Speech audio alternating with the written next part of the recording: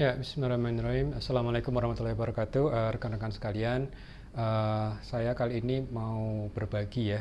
Konsepnya adalah berbagi, bukan untuk mempermalukan, bukan untuk mencari musuh, tidak. Tapi karena saya sebagai ilmuwan biologi molekuler, saya merasa ada tanggung jawab juga nih minimal untuk mengklarifikasi. Yang mengklarifikasi sesuai dengan apa yang saya pelajari dan juga rekan-rekan yang pernah belajar biomedis. Jadi ini ada video yang cukup menarik ya, dan saya juga menghargai upayanya untuk edukasi masyarakat. Namun ada beberapa hal yang mungkin akan lebih bagus kalau saya berusaha luruskan, agar jangan sampai nanti adik-adik kita yang masih belajar itu mendapatkan konsep yang sebetulnya tidak lazim gitu ya. Jadi misalnya di salah satu video ini ya, nanti kita akan lihat ada hal-hal yang mungkin saya perlu soroti. Saya tidak akan mensoroti semuanya, tapi mungkin beberapa hal yang perlu menjadi perhatian. Coba kita dengarkan klaim berikut. Virus juga bisa berubah menjadi jamur, dia juga bisa berubah menjadi cacing, atau bahkan sebaliknya, bakteri menjadi virus. Ya, Ya, jadi konsep perubahan gitu ya, perubahan apa yang menjadi, apakah virus bisa menjadi bakteri, bakteri menjadi virus gitu kan. Bahkan dalam segmen yang berikutnya dikatakan bakteri Staphylococcus di kulit akan berubah menjadi virus influenza di hidung. Itu sebenarnya hal yang belum pernah saya dengar ya. Dan dari apa yang saya pelajari, kalau misalnya rekan-rekan bisa melihat, ini adalah gambaran terkait dengan jadi yang bulat ini ya, setengah lingkaran ini yang besar, ini adalah gambaran dari bakteri ya, Staph aureus. Sedangkan yang kotak bola kecil-kecil ini di atas ini yang ada ekornya yang seakan-akan berikatan, itu adalah virus. Jadi kalau kita lihat dari sisi genomnya sendiri itu berbeda sekali. Virus sendiri untuk influenza itu besarnya cuma sekitar 12.000 basa ya, nukleotida. Sedangkan untuk bakteri seperti ini, seperti Staph aureus, dia besarnya sekitar 2 juta nukleotida gitu ya.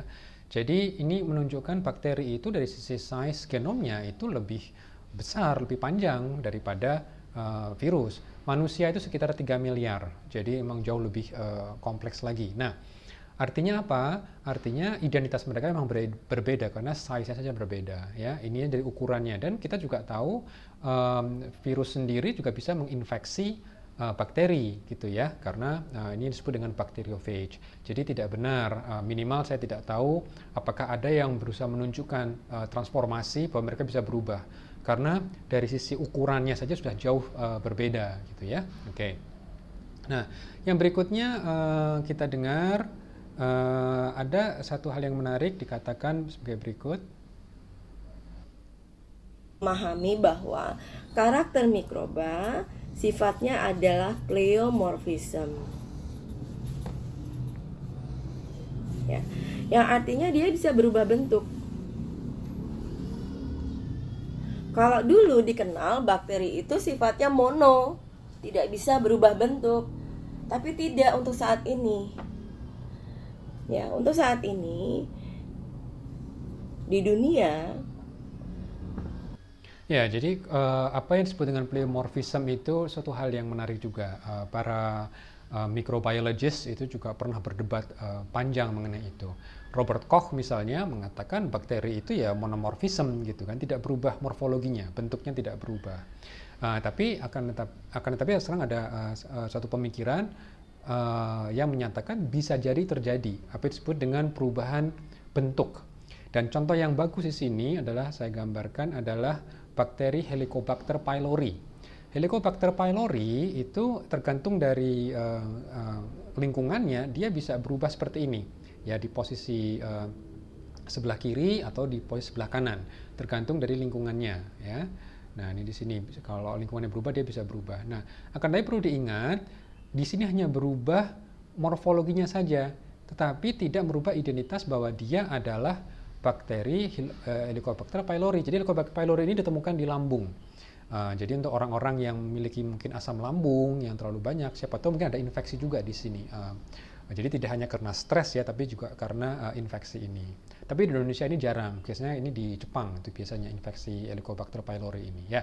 Jadi pleomorphism memang betul dikenal, akan tetapi bukan untuk merubah makhluk dari virus menjadi bakteri, bukan, karena seperti kita katakan terlalu jauh. Genomnya sendiri pun juga sangat berbeda gitu ya sendiri.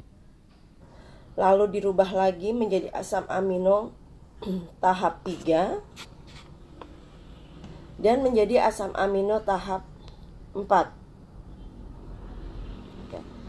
Ya, ini menarik ya. Di sini dikatakan ada rangkaian biokimia yang menurut saya juga unik ya. Saya juga belum pernah menemukan skema seperti itu.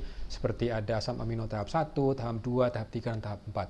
Tapi yang kami ketahui bahwa namanya biosintesa asam amino itu ada namanya asam amino yang disebut esensial dan juga yang non esensial. Esensial maknanya apa?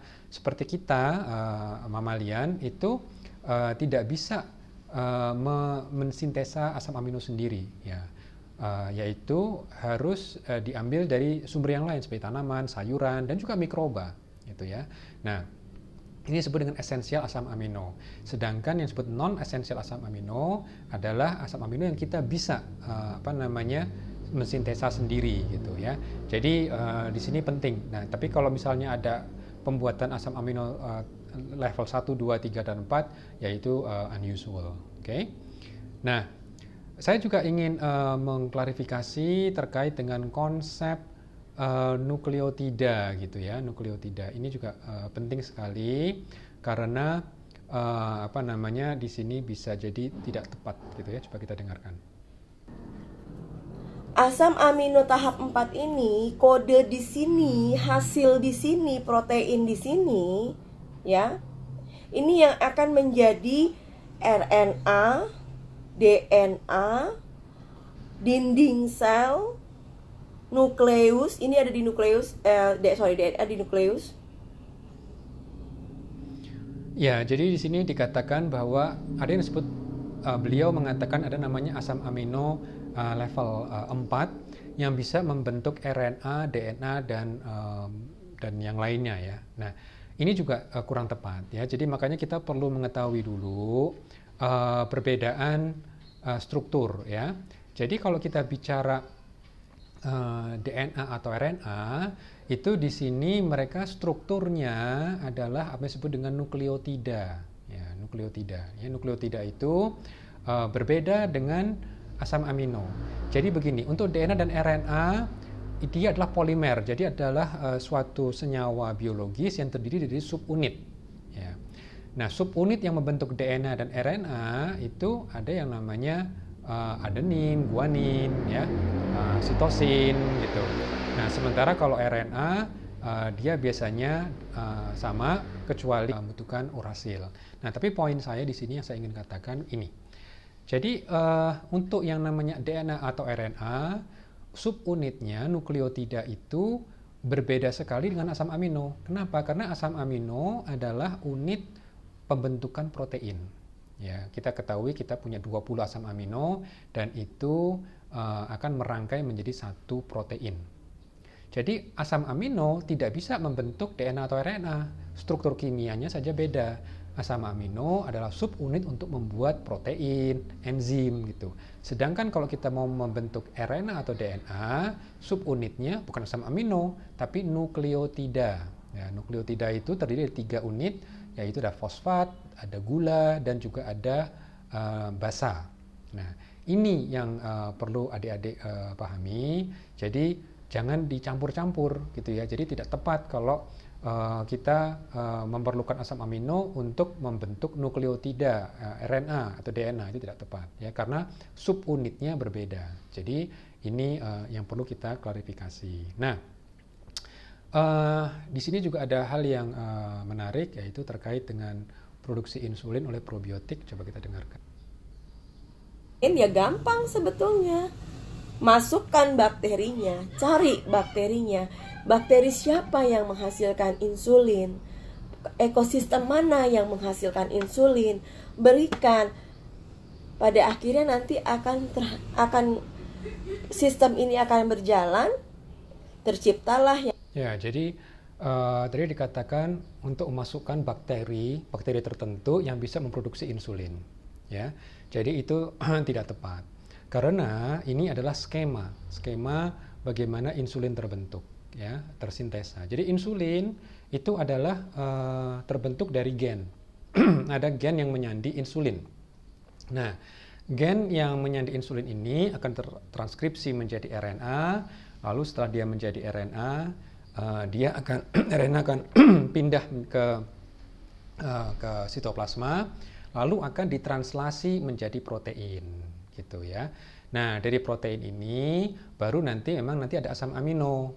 Tetapi tidak berarti asam amino akan membentuk insulin langsung, tidak. Asam amino yang banyak tadi itu, banyak ragamnya, dia diatur dulu oleh coding yang dibawa oleh RNA, jadi tidak sembarangan. Dan tidak ada peran bakteri di sini. Kalau kita lihat mana bakterinya, tidak ada. Yang ada adalah DNA, dia ditranskripsikan, nanti adalah faktor transkripsi, dan juga nanti setelah menjadi RNA akan menyandi bagaimana pembuatan protein oleh asam amino. Jadi di sini perlu diklarifikasi lagi ya. Jadi tidak tepat sebenarnya kalau membentuk insulin dari bakteri. Dan sebetulnya insulin akan terekspresi ketika kadar gula itu mulai meninggi. Jadi setelah kita misalnya makan nasi misalnya, nah situ kan nanti nasi akan terpecah-pecah menjadi glukosa, dan glukosa di darah akan naik. Nah disitulah akan merangsang terekspresinya gen insulin. Nah gen insulin ini proses seperti ini. Jadi dia dari gen dia akan diekspresikan, ya, lalu menjadi enzim, gitu ya. Jadi bukan karena bakteri bisa menginduksi insulin.